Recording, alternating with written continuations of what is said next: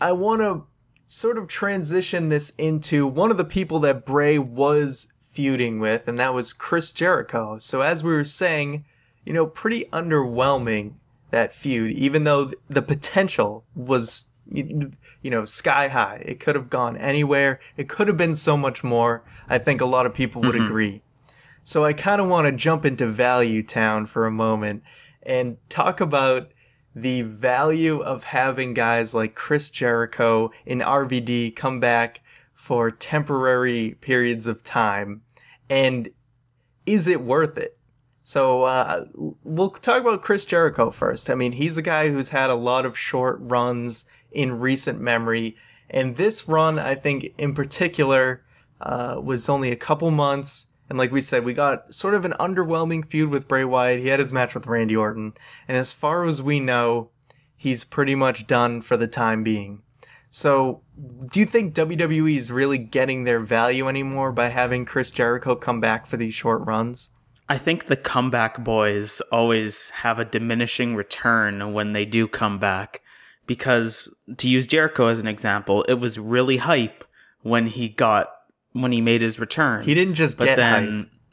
He didn't stay hype, obviously. So, about that. No, that is a good point. I want to bring this to our listeners as our sort of question of the week.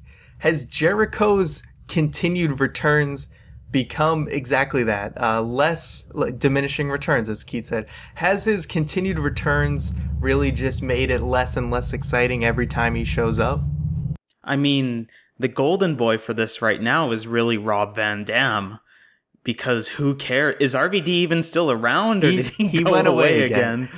RVD's situation, I think, is even less valuable because he is showing up in 90-day stints, and that's sort of how he breaks his contract in. Well, in 90 days, no one's going to commit to you, and you can't really build yourself up as well to really put people over. So he just kind of stays in that same spot. And plus, RVD, he's lost so much in his comebacks where is a win against RVD even really that valuable anymore?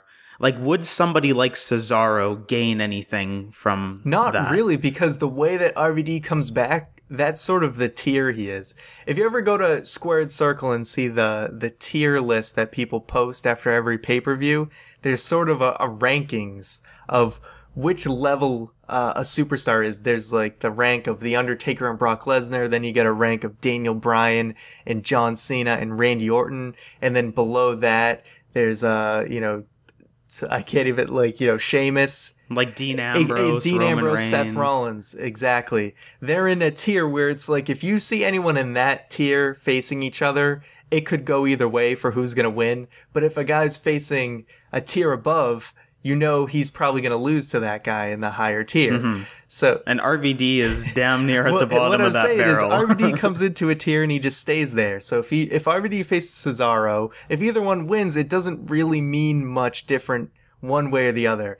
And the point is, I feel like Jericho's getting to that point too, where totally it's because of the way he comes back, it almost doesn't mean anything to beat Jericho anymore because he's put too many people over. Think of Jericho around the time before he left, when he was mostly feuding for the Intercontinental title and stuff. He would just put all these people over, and then you eventually just lose value. And until he did that big dramatic character change, you're like, it's just Jericho.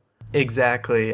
He was in that before he did his big leave, like you said. He was kind of stuck in the middle of the card. He got a good feud with John Cena on his way out. Then he stepped away for 2 years. And I think that was really good because when he came back, he had some excellent runs. But as he keeps coming back, his runs get less and less exciting. They seem to be less and less important. And they're shorter and shorter. Exactly. Really. They are shorter and shorter. At first he was coming back for a couple of years, then he's coming back for a couple months. Now it's down to maybe 2 months, 2 or 3 months. Yeah.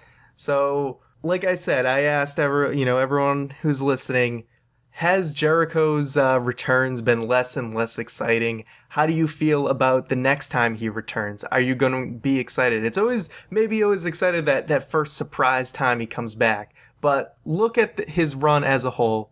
So let us know. Tweet us at Byte That Cast, or leave a comment if you're listening to this on YouTube.